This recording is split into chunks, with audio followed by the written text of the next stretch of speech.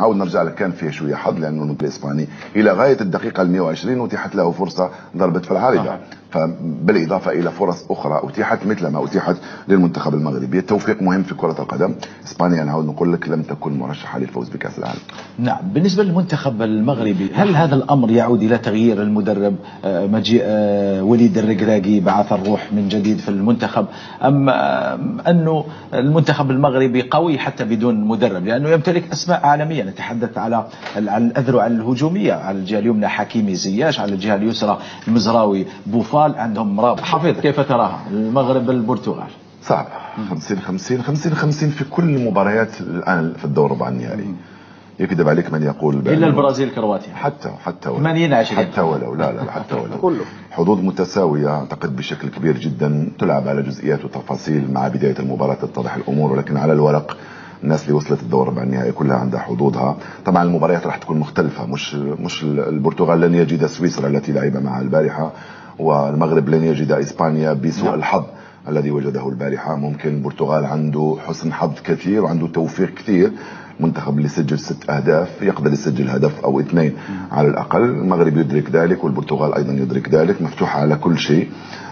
وبعدين أعتقد بأنه المغرب راح يلعب بنفس الشكل اللي يلعب بها أمام إسبانيا، نسخة كربونية من راح يلعب بنفس الشكل أكيد، ما راح يغامر. لأنه لو تفتح اللعب مع البرتغال، شفت البارح سويسرا سجلوا عليهم الهدف الأول خلاص انفتح اللعب، لو تفتح اللعب مع البرتغال تدفع الثمن غالي. فأكيد مدرب ركراكي راح يغلق اللعب قدر المستطاع على المنتخب البرتغالي مثل ما اغلقه على منتخب اسبانيا، ويتحين الفرصه، ويتمنى انه لا يقدر المنتخب البرتغالي على الوصول لمرمى بونو الذي كان متميزا. واعتقد بان مباراه البارحه نتاع بونو قوته اكثر وكبرته اكثر، مثل ما تقوى المنتخب المغربي ونضج فرديا وجماعيا وفنيا، فيه نضج كبير. انت تكلمت على كثير من الاسماء، هذه الاسماء عندها 10 سنوات تلعب في المنتخب، تلعب في المستوى العالي مش في المنتخب بالضروره، فنضج كبير جدا. ومع الوقت وبعدين الخسائر والهزائم والانتصارات هذه كلها تكبر اللاعب وتكبر المجموعه، سواء فيما يتعلق بكاس العرب او فيما يتعلق بكاس افريقيا. هذه الاخفاقات تكبر، هذا اللي نتمناه احنا. لانه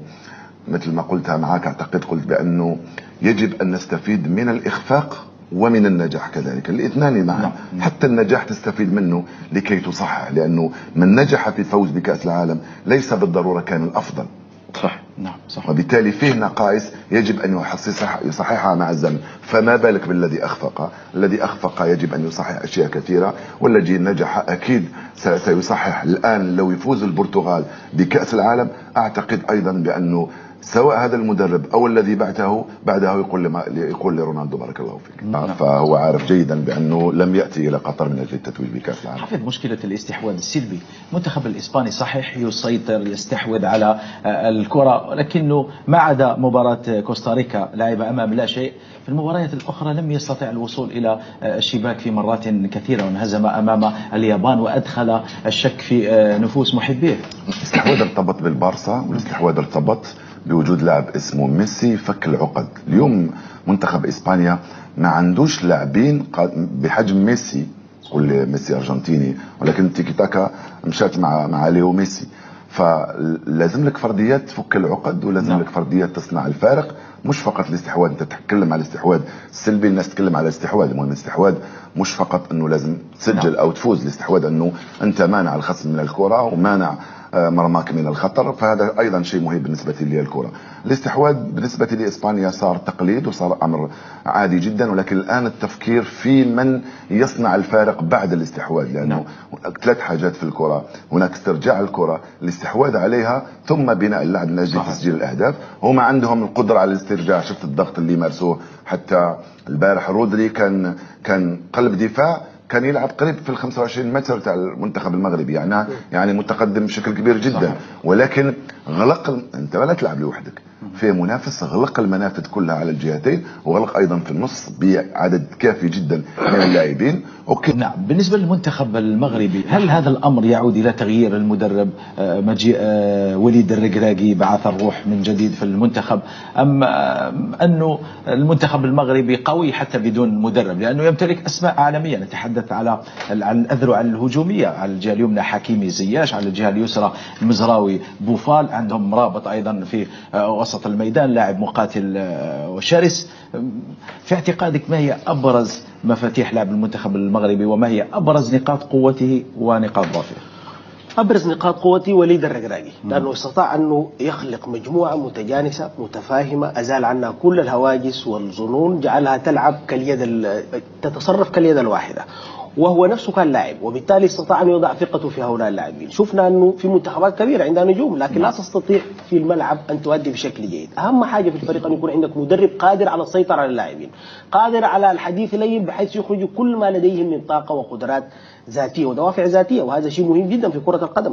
منتخب الركراكي بالامس وضع خطته واسلوبه المناسب لهذه المباراه. صحيح المنتخب اسبانيا استحوذ اكثر المنتخبات استحواذا حتى الان، حتى خروجه بالامس هو منتخب اسبانيا، لكن كيف فكر وليد انه يدخل هذه المباراه، وما هو مطلبه من هذه المباراه، وما هي الاستراتيجيه التي سيلعب بها؟ لعب على استراتيجيه الدفاع المتاخر بحيث انه يعلم انه لا يستطيع ان يراجع. لم يلعب بالنار عندما تاخر لاعبوه كثيرا في الذود عن مرماهم. شاهدنا المنتخب الاسباني يصل في اكثر من مره الى عرين المنتخب المغربي. صحيح، لكن هو لعب ايضا على التكتيك المضاد وهي الهجمات المرتده، وصنع فيها كثير من الخطوره واضاع الكثير من السوانح، وبالتالي القراءه ايضا لوليد الركراكي كانت جيده، خياراته للعناصر كانت ممتازه، تفاعله مع اللاعبين وقدرته على ايصال الرساله اليهم ليؤدوا في الملعب بكل اريحيه كانت حاضره. الركراكي صنع منتخب مكتمل يحتاج الى قليل من الحظ الان لمواصله هذا الدور الرائع والتاريخي بالنسبه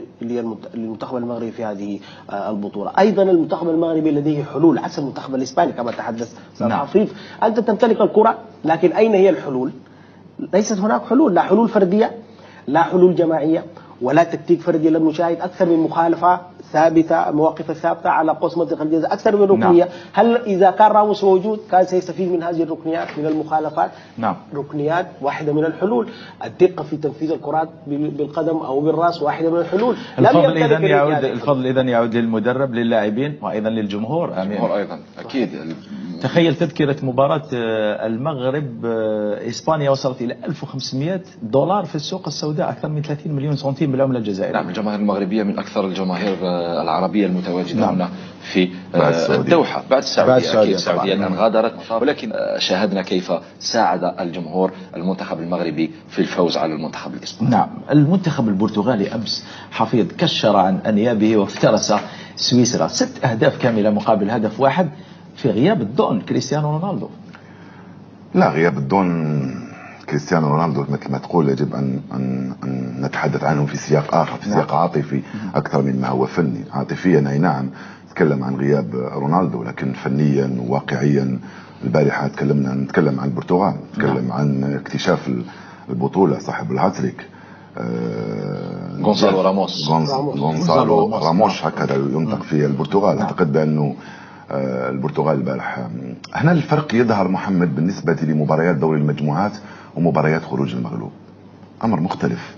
مباريات دوري المجموعات دائما تفكر بأنه عندك فرصة للتعويض في المباراة الثانية، وبعدين لا تلعبها مش بنفس الروح، بنفس الإصرار والعزيمة. مباريات خروج المغلوب انت عارف بأنه تغلط تخرج، تغلط تخسر، معناها لما تخسر تخرج. فالبارحة المنتخب البرتغالي اللي نعرفه بأنه عنده من القدرات الفردية والجماعية والفنية والتكتيكية، ومدربه كذلك عنده قدرات كبيرة جدا. خسارة وحرام هذا الجيل لا يفوز بكأس العالم، سواء اللي فاتت أو هذه بالدرجة الأولى.